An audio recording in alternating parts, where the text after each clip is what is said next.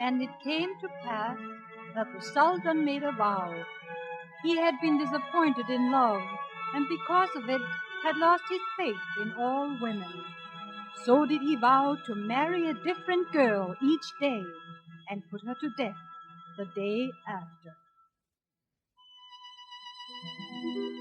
This went on for many moons until I resolved to put an end to it. I decided to become the Sultan's bride, and when he ordered my death, I would delay it by telling him a series of miraculous and fantastic stories. I hoped that he would not put me to death as long as I could continue relating these adventures. Would you like to hear one of the stories I told the Sultan? Then listen, and Scheherazade will tell you about Sinbad the Sailor.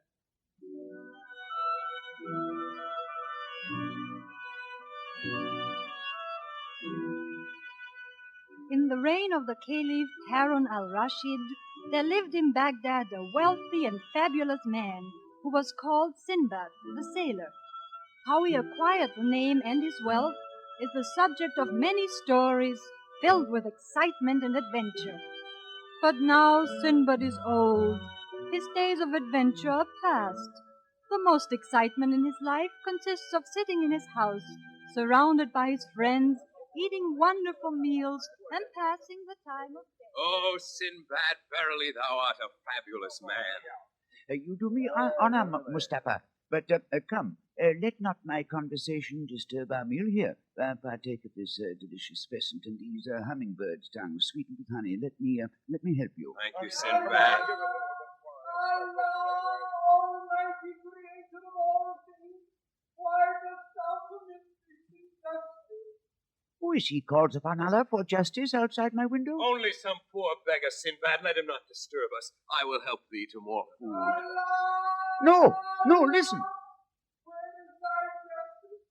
Why dost thou suffer me to remain poor, hungry, ragged, and dirty, while inside this very house there is wealth, fine clothes, jewels, and so much food?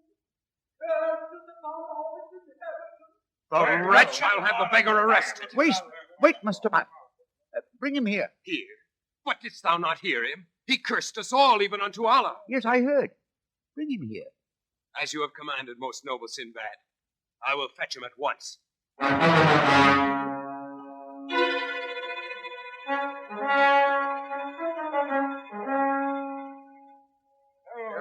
On your knees, ungrateful wretch.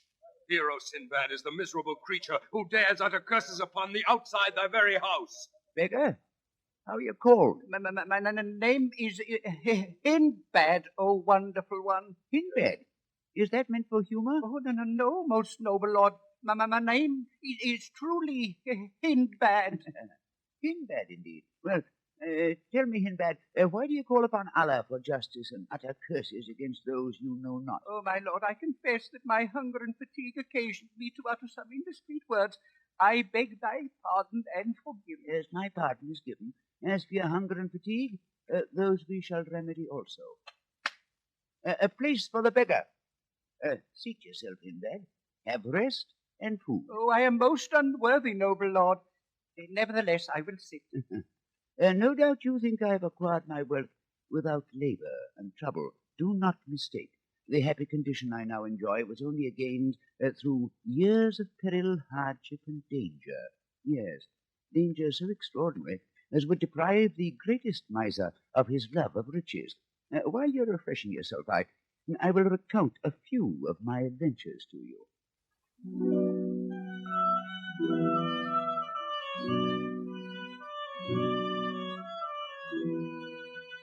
At my father's death, I inherited a large estate, which I soon wasted in riotous living, having not yet learned the value of riches. Finding myself penniless, I resolved to become a traveling merchant, for I'd heard tales of great wealth to be obtained in foreign lands.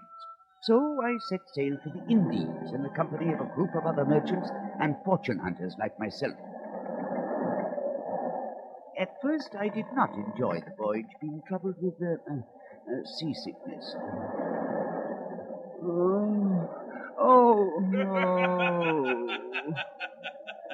Well, Sinbad, how goes the voyage? Oh, Captain, verily my stomach rises and falls with each swelling wave. Ah, imagination. Oh, Come, it's time for food. food? Lobster soup and serpent eggs. Oh. Wait, what's this? Bless me eyes to see me, I spy land yonder. Land? Strange, I find no island charted in these waters. Oh, most noble Captain, if that be truly land, I beg you, permit us to disembark even but for a few hours. My legs and digestion require something stationary. So be it. We shall put him in at this strange, uncharted island and determine what manner of people inhabit the place. Prepare to disembark! The island was very strange indeed, being completely void of vegetation. After landing, I left the captain and other merchants and climbed a gradual hill to the other side. Finding myself fatigued from the effort and cold from the wind and ocean spray, I sat down and prepared a fire, thinking to warm myself. But suddenly, as the blaze burned brightly, I heard a curious rumbling noise, and in a moment, the whole island quivered and shook. I started up, frightened to death, as the island reared itself up out of the sea with an angry roar. Then I realized that what we had imagined to be an uncharted island was in reality a giant whale. The monster had been asleep, but the fire I prepared atop his back had awakened and infuriated him. With another roar, he raised himself again and shook us all into the sea. I know not how long I swam and floated, half conscious, but with the passing of time I found myself lying on the beach of an island quite alone. The captain and other merchants had disappeared. I knew not what happened to them. I was about to congratulate myself upon having escaped a watery grave when I heard another sound more terrible than the roar of the whale. I looked at the sky, which had suddenly become dark and overcast, then threw myself on the ground in fear as I perceived a monstrous bird approaching the island. I remembered having heard stories of this bird, a giant bird called the Roc. The Roc landed on the island only a few yards from where I was lying, and from my vantage point, I saw the object of its search, a huge white object. It was an egg. The egg was larger than a ship, so you can imagine the size of the bird who sat on it. Suddenly a thought struck me. The Roc would leave the island presently, and I decided to use the bird as a means of transportation. I crept forward quietly until my turban and bound it around the bird's giant claw. Then I waited. Suddenly the Roc gave a loud cry and rose up into the air with a speed that took my breath away. There I was, high in the air, bound to the Roc's claw by a turban. Faster and faster she flew until I could stand it no longer. I fainted.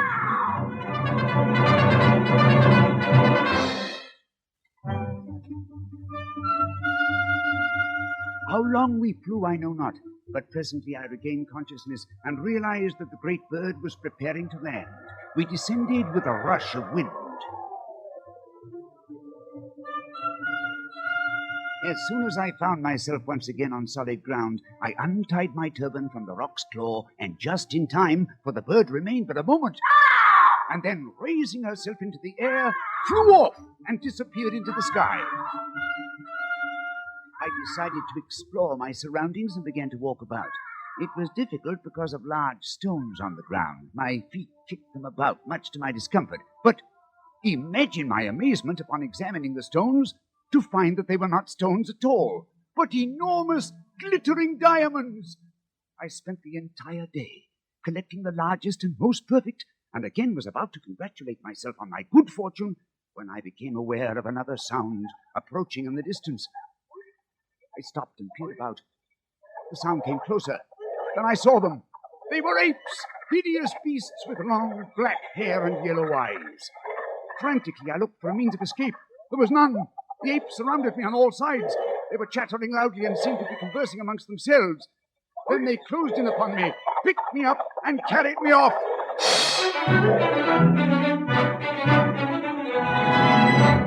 The apes conveyed me deep into the jungle to a vast pile of building. resembled a palace, crudely made of trees and leaves, and sitting on a throne above the porch was the horrible figure of a black giant, tall as a palm tree. He had but one eye, and that in the middle of his forehead, where it blazed bright as a burning coal. His 4 teeth were long and sharp and stood out from his mouth, which was as deep as that of a horse. His upper lip hung down upon his breast, and his ears resembled those of an elephant. He evidently spoke no language, but he grunted and motioned me to come closer to him. I did as he ordered, not wishing to engage in an argument with so horrible a creature. Then, as I stood before him, he reached out his great hands, picked me up at the nape of the neck, and turned me over and over, feeling my ribs, my legs, my arms, much as a butcher would a sheep. In a moment of panic, I realized that he was a cannibal and intended to devour me for supper. I squirmed and twisted and tried to loose myself, but he only held me tighter and became angry. Oh, this time I am surely lost, I thought. I discontinued my struggles and prepared to die. But then I heard loud cries. Cries of men in the distance. The giant looked up frightenedly, dropped it to the ground, and hastened into the building. Allah be praised! I was saved once again. For coming into view were men like myself, but of a strange tribe. They were shooting with bows and arrows. In this manner, they quickly dispersed the apes, gathered about me speaking words of friendship, and conveyed me to their king.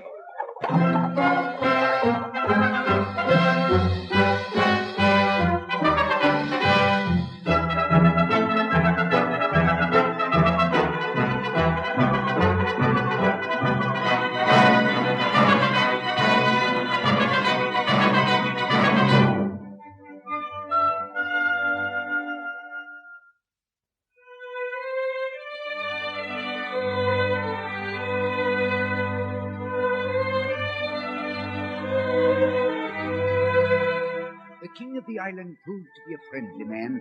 I soon captivated him by the stories of my adventures and my description of Baghdad. One day, after I'd been his guest for many moons, he summoned me to appear before him. Seated beside him on the throne was the most beautiful girl I had ever seen.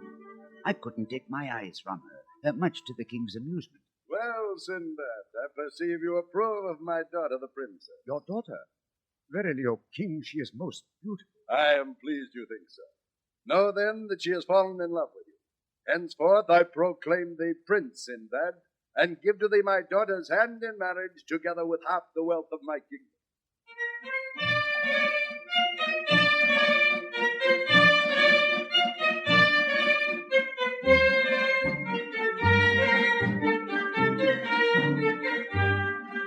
So did I become a prince, and for a time achieved great wealth and happiness. But wait, my misfortunes were not yet over. One day, some moons later, I learned that the wife of one of my friends had fallen ill and died. I went to his house to console him. There I found him weeping bitterly. Oh, my good friend, grieve not for your wife. She is now in Allah's care. We can do nothing further. You do not understand, Prince Sinbad. I weep not for my wife, but for myself. Yourself? What manner of selfishness is this? Not selfishness, O Prince. Know you not the law of our land? Law? What law? It is the law of the kingdom that when a wife or husband dies, the remaining one shall be buried with the other. Tomorrow, when my wife is laid to rest, I shall be buried also. Only I will be alive. What? Forgive me, my friend. I must leave you. No, stay and come. No, I cannot. I must hasten home and find out how my own wife is faring.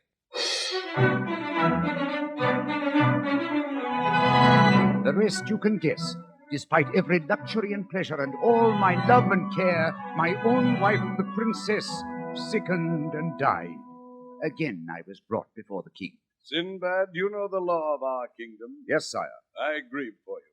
You have brought me much pleasure and many happy hours with your stories and tales of adventure. But the law is the law. Tomorrow you must be buried, even as my own dear daughter. But, sire, I am a stranger here. I'm not of your habits and customs. Can we not discuss this a bit further? When you married my daughter, you became one of our subjects. There is nothing more to be said. Go.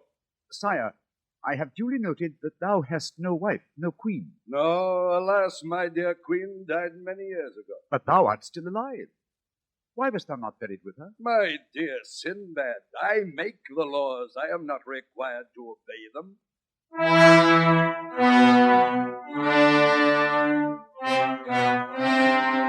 Side by side, our coffins were lowered into a great cavern, a pit deep in the earth.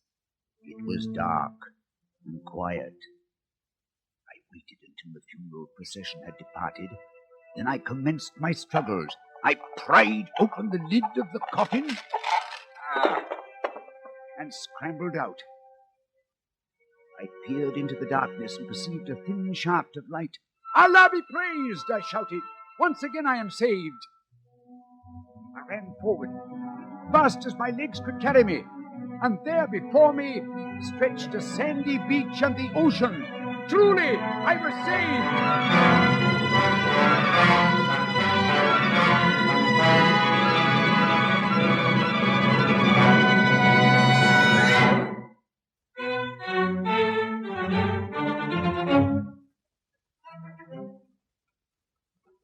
My joy knew no bounds, for anchored but a stone's throw offshore was a ship, and by its markings I knew it to be from Baghdad. I shouted for rescue. My cries were heard. A sloop came ashore with a crew and the captain. Wonder of wonders, it was the very captain and crew with whom I had originally sailed. They had been saved when the whale overthrew them, had returned to Baghdad, outfitted a new vessel, and were now in search of further riches in foreign lands. Ah, Sinbad, it is truly good to see you again. Verily, Captain, you are here by the grace of Allah, and I shall repay you for saving me. Know you of an island where the ground is literally strewn with diamonds? Diamonds? As large as your fist. Come, give the order to hoist sail. I shall direct you to the place, and then we shall return to Baghdad with the richest cargo ever known. I charted the course, and ere long we were in the Valley of the Diamonds. The crew ran eagerly to and fro, collecting the precious gems. But suddenly my attention was attracted by their cries. What is it? What have you discovered? Look! Look, Sinbad! I looked, and then drew back in fear. It was the large white object I had previously seen, the roc's egg. Do not harm it. It belongs to a monstrous bird. We'd better gather our cargo and leave quickly as the rock returns. But they would not heed my warning. They thought it would be great fun to break the egg and discover the insides. In vain I pleaded. No! No, do not harm the egg. Leave at once. Ah, be not so alarmed, Sinbad. What harm is there in breaking a bird's egg? See, look, it shatters easily. No! No, you do not realize. My words were interrupted by that horrible sound. The sky grew dark, and I heard the call of the rock. Hurry! Hurry to the ship! Run for your lives! We embarked under full sail, but it was too late. The rock had discovered the damage to the egg, and her cries filled the air. The bird was furiously angry. Swooping down, she picked up huge boulders from the earth, and then flying over the ship, dashed them into the sails and onto the deck.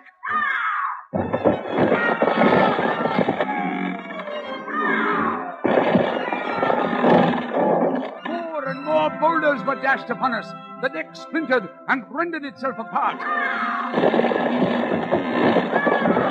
Then with one wild, tortured scream, the rock let go a boulder larger than the ship itself.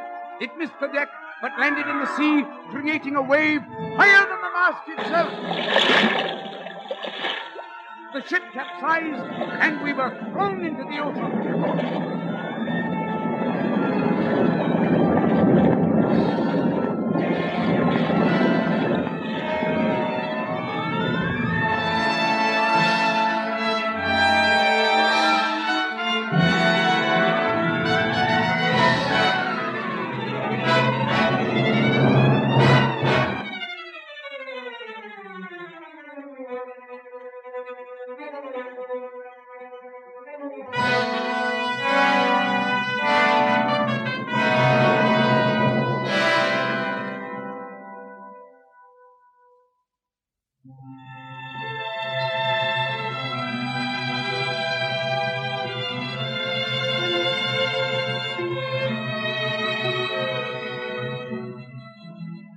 finally the rock departed, leaving us to our watery graves, which would most certainly have been our fate had not my good fortune persisted, and Allah provided wreckage, which we used as rafts.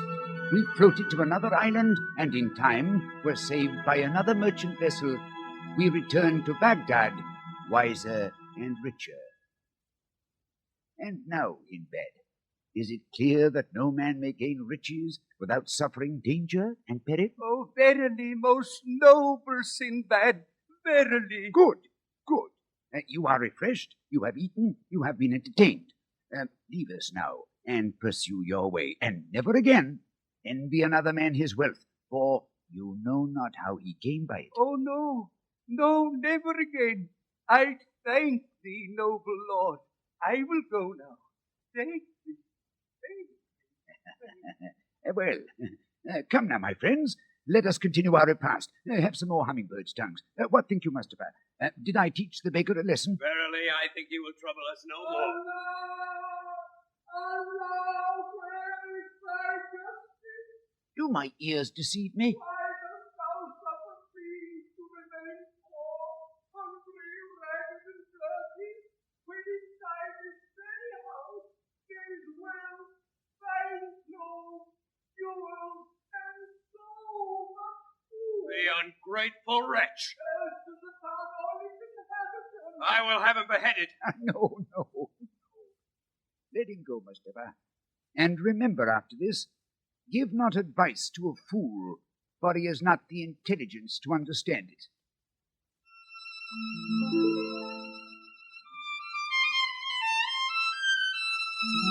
Thus ends the story of Sinbad the Sailor. But do not mistake, this was but the beginning of 1,001 tales I told the Sultan.